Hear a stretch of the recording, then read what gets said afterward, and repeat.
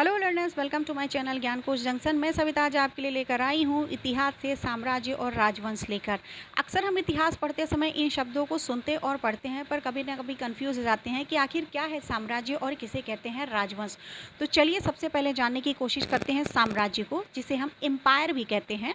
जब एक राजा कई राजाओं और राज्यों पर युद्ध, राजनीतिक समझौते तथा दूसरे तरीके से राजनीतिक तौर पर अधिकार कर सत्ता का केंद्रीकरण कर देता है और अपने राज्य का विस्तार करता है, तो साम्राज्य का निर्माण होता है। यह किसी भी वंश का हो सकता है और इस साम्राज्य का जो प्रमुख होता है वो सम्राट कहलाता है।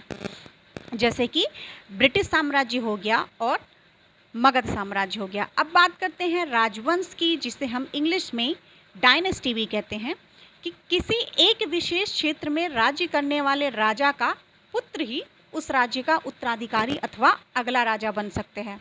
यहाँ एक ही वंश का प्रतिनिधित्व चलता है, वंशवाद पर आधारित। यहाँ पारिवारिक वैचारिकता और निरंतरता पाई जाती है। एक ही वंश में सत्ता का केंद्रीकरण होता है। यहाँ अपने ही रक्त संबंधियों की हत्या करके सत्ता का हस्तांतरण होता है और पारिवारिक कलह चलती रहती है, जैसे कि मुगल साम्राज्य हो गया और गुप्ता साम्राज्य हो गया। इस प्रकार इतिहास से संबंधित और भी जानकारी प्राप्त करने के लिए आप हमारे चैनल को लाइक एंड सब्सक्राइब करें। बेल आइकॉन बटन को दबाना ना भूलें। Thank you.